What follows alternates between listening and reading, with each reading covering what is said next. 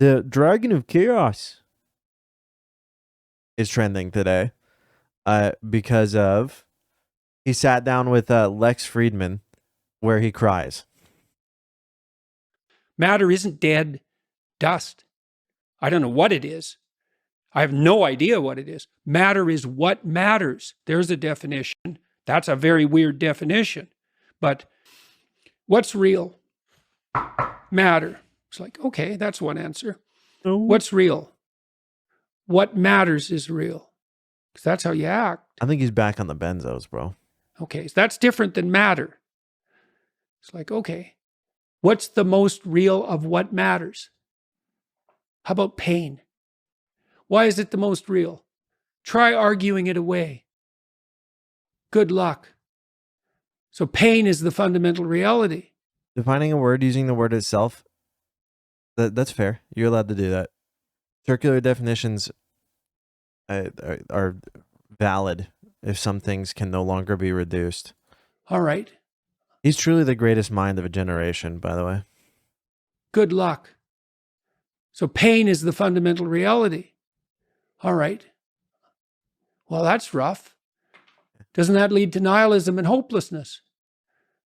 Yeah, doesn't it lead to a philosophy that's antithetical towards being? The most fundamental reality is pain. Yes. Is there anything more fundamental than pain? Love. Really? If you're in pain, love and truth, that's what you got. And Why am I laughing at his crying? If they're more powerful than pain, maybe they're the most real things. He's alting. Lex looks so unamused. Okay, wait. The question might be something like, put your house in perfect order before you criticize the world. Okay. What does that mean exactly? What does house mean? What does put mean, that active verb? Why did he not become a linguist? Why be a psychologist, Jordan Peterson? Listen, these questions are valid if you're a linguist. Why not just become a linguist? As many questions as Jordan Peterson's asked about words, dog, listen, I got a degree in English. It's fun. Why didn't you just become a linguist? That you probably get better answers. And you wouldn't cry so much. What does perfect and order mean? Why before you criticize the world? What does it mean to criticize? Yeah. What does it mean to criticize the world? How can you do that properly or improperly? So I have the question. Okay, wait, we got more. Trust Lomberg. Okay, he always says he's listening to his critics, but I don't think he's reading my threads because he's been doing his talking point again about how environment and everything are the same word. He hasn't noticed that there's not a soul alive that thinks this is a good point. Trust Tupi. Trust Matt Ridley. They've thought about these things deeply. Okay. They're not just saying, oh, the environment doesn't matter, whatever the environment is. You know, the environment is what is the world around you. Environment. I don't even know what that is. That's everything. The environment. Huh? I'm concerned about the environment. It's like, how is that different than saying I'm worried about everything? Bro, read a dictionary, dumbass. Everything. How are those statements different semantically? He should have been a linguist, chat. Honestly. If he had just take one linguistics class, brother, I beg you. Just one linguistics class. Instantly. You'll understand. Bro, take a semantics class. Oh my God, please. Please. Just one. Just one. That's all you need. Diagram a sentence, bitch. It's so easy. It's so easy. Just one. Jordan Peterson doesn't seem to understand that, like, we have different words because it required more understanding, or we observed a deeper understanding of something, right? Dictionaries are like a journal, right? Dictionaries function as a descriptive tool. We write down how people use words, right? Oh, these people keep calling this thing that they're sitting in a chair. Okay, well, let's really describe what that is, right? And that's what a dictionary does. A chair, right? Describes a chair. Jordan Peterson is like, well, environment and everything share some commonality, as in the environment is everything that you interface with. And well, that has the word everything in it. And that is your environment. But no, obviously not. Everything is all encompassing. Environment is directly your like the world around you. There's no intrinsic benefits of it, right? The word environment comes from Latin root enrivon, which means enrivon these nuts. Okay. Banger, chatter. That's a banger. Let me ask you about the famine of the 30s. Oh Yeah. no. Do you think In the Ukraine? In the Ukraine. Oh, yeah. Fun. Similar, a lot of the things you mentioned in the last few sentences kind of echo to that part of human history. That fake part of human history, by the way. It wasn't carried. It wasn't planned. It wasn't like a thing that was like instigated. Okay? The hole in the door, Do you which no one knows about. Bro, even Lex is like, please. Listen. Some history about the Holodomor, okay? Shira's Ukrainian. She didn't even know this growing up in Ukraine, okay? The Holodomor was given the name as the Holodomor to sound Holocaust adjacent. But guess what happened? Literally, it was a natural famine, meaning it was exasperated by, guess what? Capitalists, by kulaks who burned the field. But there is scholarly consensus that it was not carried out in like an act of violence by like the USSR, right? It wasn't. It was one of the worst harvest years in European history ever, okay? If you guys don't know, most of the grain in Europe comes from Ukraine. There's like this one area in Ukraine that is the best for growing, okay? It was one of the worst harvest years in history. On top of that, it is at it is at the height of the kulaks trying to create separation, right? Trying to discourage people from trusting in the Soviet government. So what did they do? They fucking burned the fields, and it's documented, okay? They documented the shit out of it. So what kulaks would do is they would go and burn the fields, and they would block the roads of grain coming from like St. Petersburg or Moscow or whatever. They would block the carts of grain going to Ukraine, the capitalists. And then they would be like, look, the government's not helping you guys. They're not feeding you. The government's burning your fields. It was the fucking kulaks doing it. If you don't know what a kulak is is essentially a capitalist or a landlord from the USSR. It wasn't real. I mean, it's something that happened. A lot of people starved. It was terrible. But like, it wasn't something anyone instigated minus like their own people, capitalists. And it was given the name like in the 1980s. Like it's a McCarthy era thing, is like Holodomor, right? Or maybe 70s. I don't even know when. Was given to literally sound like the Holocaust, right? It was given that name to invoke images of the Holocaust, because this happened before the fucking Holocaust. West, for example, is no longer. Even Wikipedia, by the way, notoriously very reliable, has that it wasn't like scholars don't agree. Even Wikipedia. I heard the Holodomor was a genocide. No, it wasn't. I just told you it wasn't. It was a famine. It happened. The whole world actually, not the whole world, but the entire western side of the world was experiencing the lowest crop harvest almost ever. Okay? Yo, congrats, Chewy.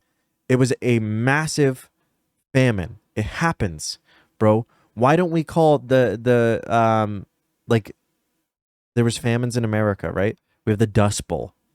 Why don't we call the Dust Bowl the Holodomor, right? Why don't we do that? I just don't understand. There was no planning or intent. It wasn't it wasn't like a planned out thing, except for by the kulaks did burn fields and instigate it and definitely helped, right? Bro, you want to know about a genocide or a famine? Look at Yemen or Afghanistan. Currently what we're doing. Yeah, Western, exactly. You want to look at like a facilitated like a forced famine, look at what we did to Afghanistan, or currently are doing by limiting water so that they can't grow crops or fucking die of dehydration, right? Look at India. Yeah. My bad. I thought it was something caused by the USSR. Yo, Oz, where are you from? Right? That's a question. If you're from anywhere in the West, I mean, even in Ukraine, right? You're told that. Everyone's always told that. Why? Because we fucking hate communism, brother. Leftist ideas are so incredibly kicked down and stomped into the dirt. The West, for example, is no longer at replacement with regard to birth rate. Yeah, it means gladness. we've abandoned the virgin and Yeah, the child so. in a most fundamental sense. Well, the government could have certainly done better. They had some pretty bad policy to deal with it, but you can't always say that in hindsight. Yeah, of course. Also, they were like dealing with a new country.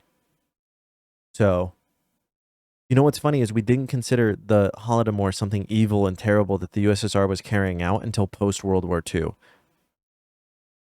You know why? Because the USSR won World War II. Like, without the USSR, we would have lost it. And when we flipped on them, right? 7 years, 6 years, well, it was more like 6 months after World War II is over, and we flip on the USSR and decide that they're evil, right? Reality, 6 years later, we all of a sudden decide that was a genocide that they carried out. Before that, no one said that. Like, all of a sudden, we have to find something to say that they're evil, right? Well, let's look at the famine that occurred. By the way, when, like, it was the equivalent of the Dust Bowl, right? Which happened, oh, by the way, the same time or around the same time. That's not to say that it's not a horrible, terrible thing that happened. I just don't believe, and I refuse to believe, that like it was just carried out with like intent to like genocide their own people. Listen, if you want to point to bad things the USSR did, we can definitely point to things they did to Ukraine.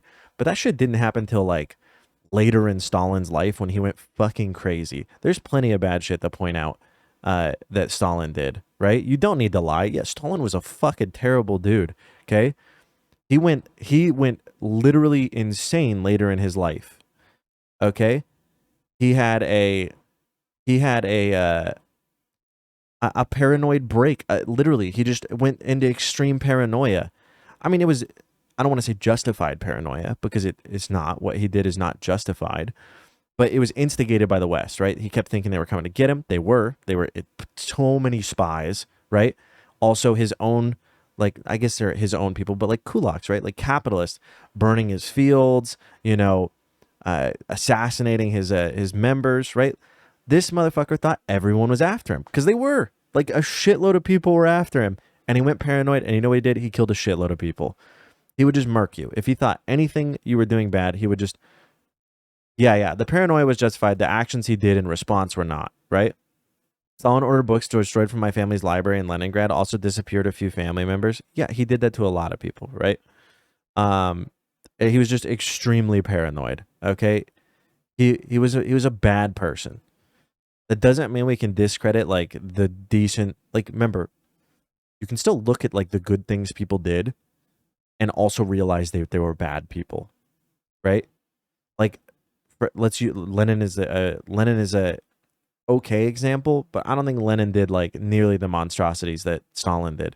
But like Stalin, in the beginning of his rule, we'll say, was really doing the best. What was the best for the people of the Soviet Union, right?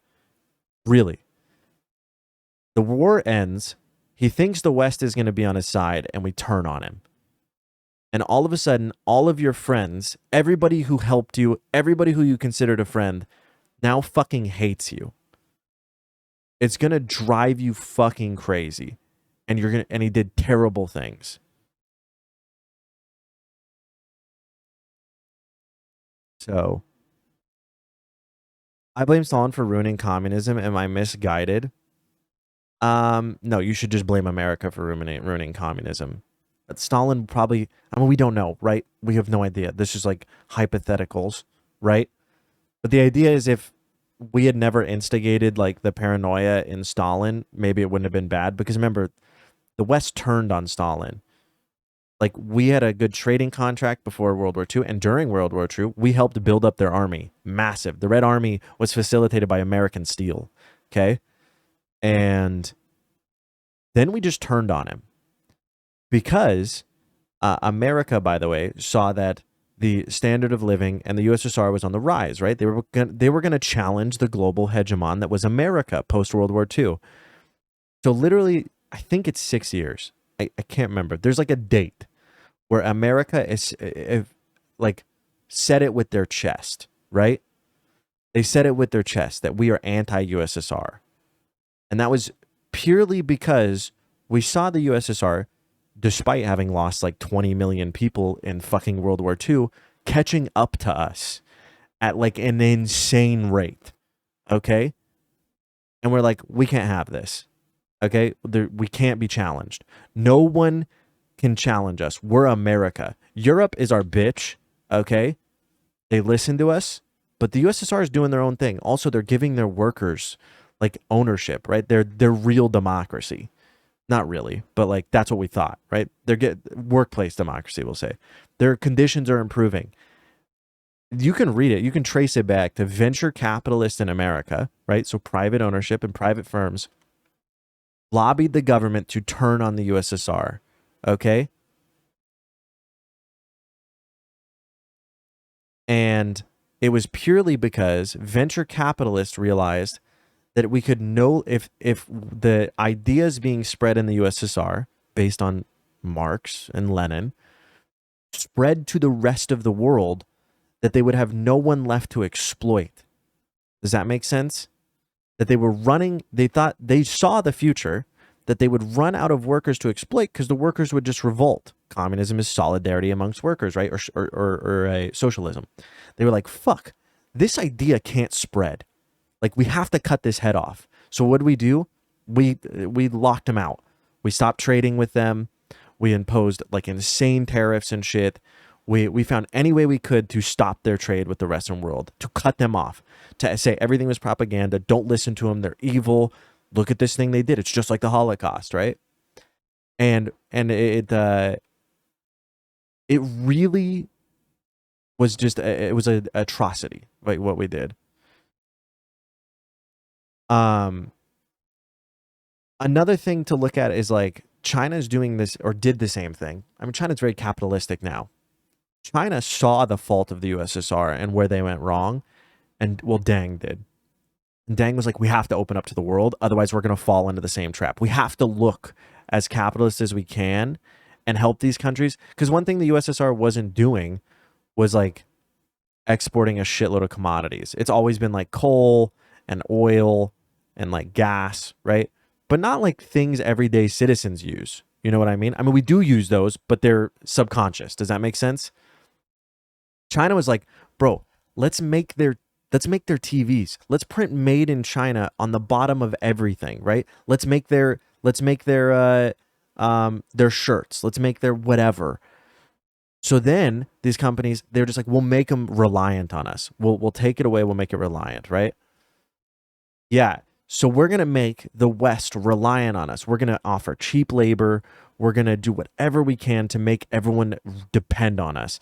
You know why? Because because we never depended on the USSR, right? And that was their problem. And Deng saw that. Deng saw that, like, well, Mao saw it too, that no one ever relied on the USSR. We didn't. We didn't rely on the USSR for anything. They weren't giving us ass loads of commodities. They weren't, making it, a vital stronghold to shipping routes or anything like that. And China was like, we need to do that. And so they did that. Anyways, we got so sidetracked. So imagine that there's an emergency. Dragon. There's a dragon. Someone comes and says, there's a dragon. I'm the guy to deal with it. The dragon of chaos. That's what the environmentalists say, the radical types who push limits to growth. Then I look at them and I think, okay, is that dragon real or not? Why should I listen to you? Well, let's see how you're reacting to the dragon. That might indicate you're not the man for the job. Second, you're willing to use compulsion to harness other people to fight the dragon for you. So now not only are you terrified, you're a terrified tyrant. So then I would say, well, then you're not the Moses that we need to lead us out of this particular exodus. Let's say someone asked me a question in the YouTube comment. Said, well, why can I trust your advice on the environmental front? And I thought, that's a really good question. Okay. Let's see if we can figure out the principles by which the advice would be trustworthy. Okay, how do you know it's not trustworthy? No, well, that is a fallacy. You don't go in assuming someone is just wrong, right? It's called bad faith. One potential response to that would be the claims are not in accordance with the facts. But, you know, facts are tricky things, and it depends on where you look for them. So that's a tough one to get right because, for example, Lomberg's fundamental critics argue about his... Bro, Lex Friedman looks like, bro, just shut up. Please stop talking. Facts, not just his interpretation of them. So that can't be an unerring guide. And so I thought, well, the facts exactly doesn't work. Stop. Because when it's about everything, there's too many facts. So then how do you determine if someone's a trustworthy guide in the face of the apocalyptic unknown? Because that's really the question.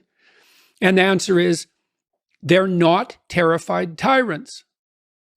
I think that's the answer. Bro, sometimes he just says words. Okay? Sometimes he's just saying things. Okay? Sir, this is a Wendy's. But Nietzsche said, God is dead and we have killed him and we'll not find enough water to wash away all the... Oh yeah, by the way, on our democracy tangent, just remember anytime anybody says mob rule, they just mean they like fascism. If they say they're against mob rule, that means they're anti-democracy and they just love fascism. Okay? Anybody who says that's a dumbass. Okay? Just remember that. That's a good thing to remember. But Nietzsche said, God is dead and we have killed him and we'll not find enough water to wash away all the blood. So that was Nietzsche. He's no fool. He's got away with words. He certainly does. And so then you think, okay, well, we killed the transcendent. Well, what does that mean for science? Well, it frees it up because... Some more incredible logic about how in order to do science, you must believe in God.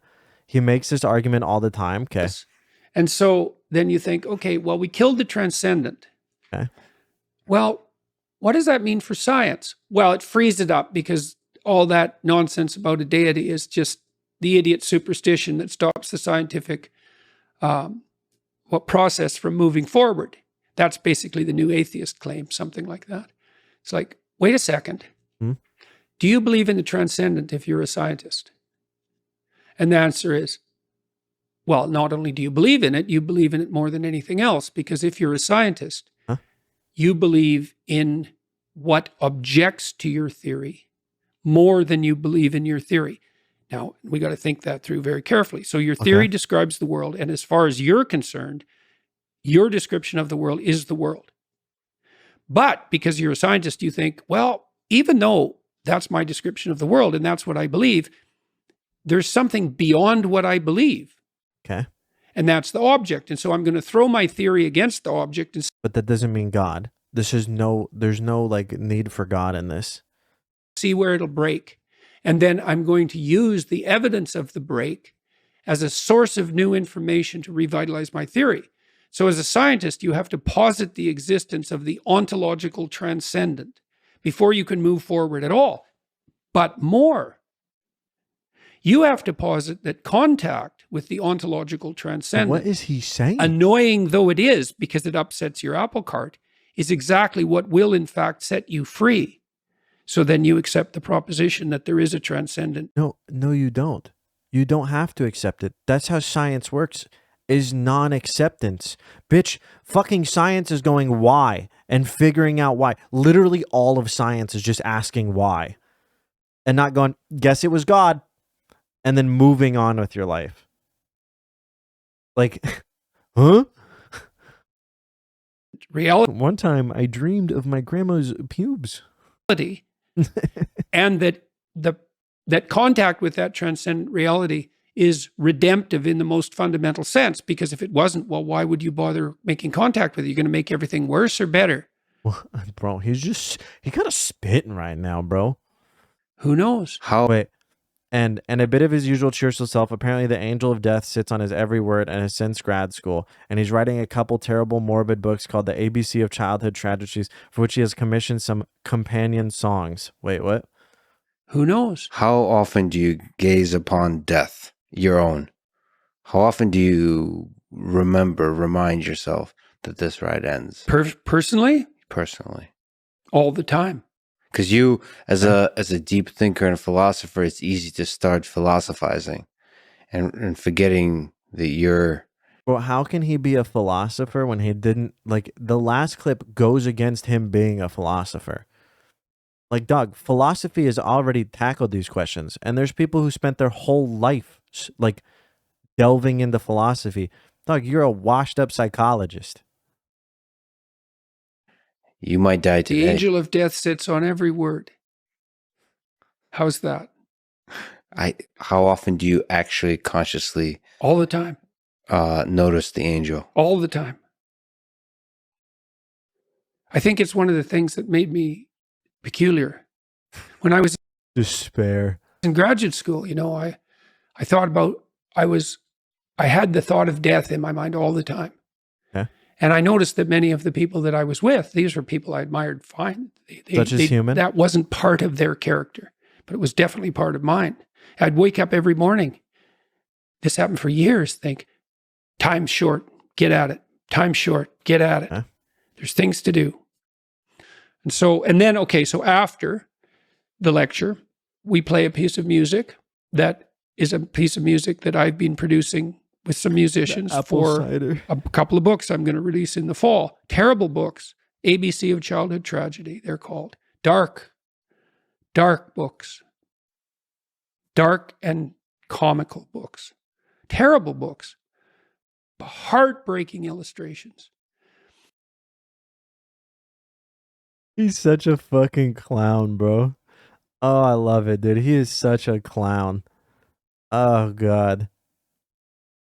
You know what's funny is Jordan Peterson be the type of motherfucker that'd be like, bro, everyone worries about when they're going to die, and that's why they need to do things in life. Also, socialism will never work. Because time isn't a big enough motivator to, like, do shit. Socialism will never work because then people would just be lazy. Are you fucking sure, dumbass? Because to me, it just sounded like you said people do things because we're running out of fucking time.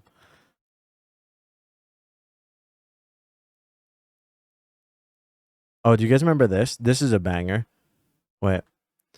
A powerful message from Professor Jordan B. Peterson. Dear globalist, we will not allow you to destroy and steal the energy that makes our lives bearable. We will not allow children to be criticized first for having the temerity to merely exist. Leave us alone.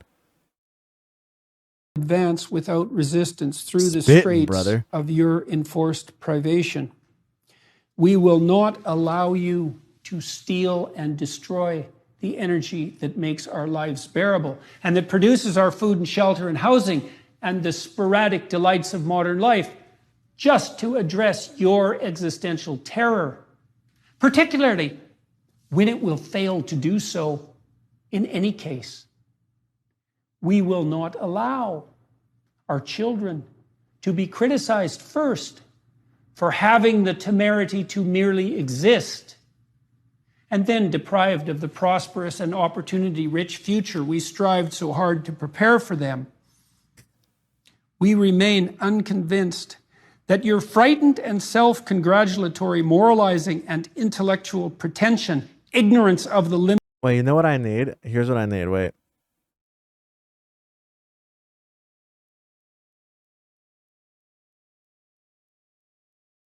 We will not advance without resistance through the straits of your enforced privation. We will not allow you to steal and destroy the energy that makes our lives bearable and that produces our food and shelter and housing and the sporadic delights of modern life just to address your existential terror, particularly when it will fail to do so in any case. We will not allow our children to be criticized first for having the temerity to merely exist, and then deprived of the prosperous and opportunity-rich future we strived so hard to prepare for them. we remain unconvinced that your frightened and self-congratulatory moralizing and intellectual pretension, ignorance of the limits of statistics, and misuse of arithmetic. Well, I haven't heard this one by Shakespeare before. We do not believe, finally, and most absolutely, that your declared emergency and the panic you sow because of it means that you should now be ceded all necessary authority. Banger. So, leave us alone, you centralizers of power, you worshippers of Gaia, you sacrificers of the wealth and property of others, you would-be planetary saviors, you Machiavellian pretenders and virtue signalers, objecting to power, all the while you gathered around you madly.